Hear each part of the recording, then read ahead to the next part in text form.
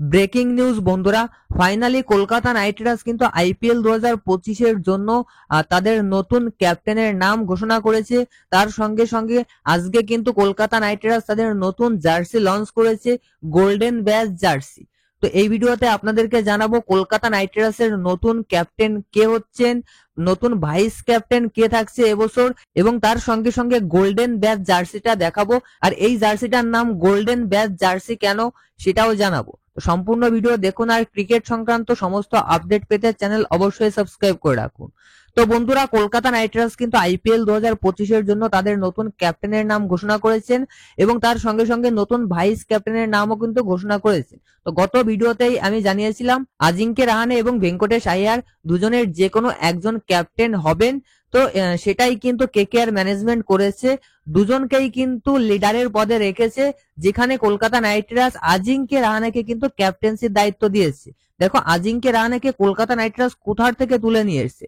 আজিঙ্কে রাহানে এবছর মেগা অকশনে কিন্তু আনসোল্ড ছিলেন, সেই আনসোল্ড প্লেয়ারটাকে দলে নিয়ে এবং তাকে ক্যাপ্টেন বানিয়ে কিন্তু একটা বড় সিদ্ধান্ত নিয়েছে কলকাতা নাইট রাইডার্সের ম্যানেজমেন্ট। হ্যাঁ বন্ধুরা, আইপিএল 2024-এ কলকাতা নাইট রাইডার্সের ক্যাপ্টেন কিন্তু আজিঙ্কে রাহানে। সুতরাং প্লেইং 11-এ কিন্তু আজিঙ্কে রাহানের স্পট কনফার্ম হয়ে গিয়েছে। তার সঙ্গে কেকেআর কিন্তু ভাইস ক্যাপ্টেন হিসেবে ঘোষণা করেছে ভেঙ্কটেশ আইয়ারকে। ক্যাপ্টেন আজিঙ্কে রাহানে এবং ভাইস ক্যাপ্টেন হচ্ছে ভেঙ্কটেশ আইয়ার। আমি গত ভিডিওতেই বলেছিলাম যে কেকেআর টিমে কিন্তু এই দুজনই রয়েছে যারা কেকেআর কে লিড করতে পারবে। সেখানে কেকেআর কিন্তু দুজনকেই লিডারের পদে এনেছে, একজনকে ক্যাপ্টেনের পদে আরেকজনকে ভাইস ক্যাপ্টেনের পদে। তো কেকেআর এর ক্যাপ্টেন সম্পর্কে আপনাদের কি মতামত সেটা কমেন্টে জানাবেন যারা কেকেআর ফ্যান রয়েছেন। আপনারা কি আজিঙ্কে রাহানেকে ক্যাপ্টেন এবং ভাইস ক্যাপ্টেন হিসেবে ভেঙ্কটেশ আইয়ারকে পেয়ে খুশি, নাকি অন্য কাউকে ক্যাপ্টেন্সির দায়িত্ব দেওয়া উচিত ছিল সেটা কমেন্টে জানাবেন। অর্থাৎ পজিটিভ কমেন্ট, নেগেটিভ কমেন্ট, যার মাথায় যা আসছে সেটাই জানান। এবার আসছে যে কেকেআর যে নতুন জার্সিটা লঞ্চ করেছে, আপনারা হয়তো প্রত্যেকেই নতুন জার্সিটা ইতিমধ্যে দেখে নিয়েছেন, ইভেন অনেকে অর্ডারও করে দিয়েছেন কেনার জন্য। যাই হোক, আমি কমিউনিটি পোস্টে কিন্তু একটা পোস্টের মাধ্যমে কেকেআর এর জার্সি এবং ক্যাপ্টেন ভাইস ক্যাপ্টেনের সম্পর্কে জানিয়েছিলাম।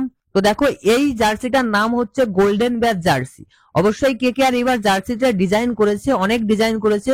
গত সিজনের থেকে কিন্তু এবছরের জার্সিতে অনেক ডিজাইন চেঞ্জ করেছে, নতুন নতুন ডিজাইন অ্যাড করেছে, যার ভিতর একটা এক্সাইটিং ডিজাইন হচ্ছে কেকেআর কিন্তু এই জার্সিটার নাম দিয়েছে golden badge jersey. Golden badge jersey কেন সেটাই বলছি। দেখো, রাইট আর্মে কিন্তু প্রত্যেকটা জার্সির অর্থাৎ প্রত্যেকটা দলের জার্সির রাইট আর্মে অর্থাৎ ডান হাতায় একটা লোগো থাকে, আইপিএল এর লোগো। অন্যান্য টিমের ডান হাতায় কিন্তু হোয়াইটের উপর ব্লু কালারের আইপিএল এর লোগো থাকে। তবে কলকাতা নাইট রাইডার্স যেহেতু ডিফেন্ডিং চ্যাম্পিয়ন, তার জন্য কলকাতা নাইট রাইডার্সের এই জার্সিটার ডান হাতায় কিন্তু গোল্ডেনের উপর হোয়াইট কালারের আইপিএল লোগো থাকবে। এই জন্যই কিন্তু এটা গোল্ডেন ব্যাজ জার্সি এবং এই বছর থেকেই কিন্তু এটা চালু হয়েছে। যারা ডিফেন্ডিং চ্যাম্পিয়ন থাকবে তারাই কিন্তু এই জার্সিটা শুধুমাত্র পড়তে পারবে, এই গোল্ডেন ব্যাজ জার্সিটা।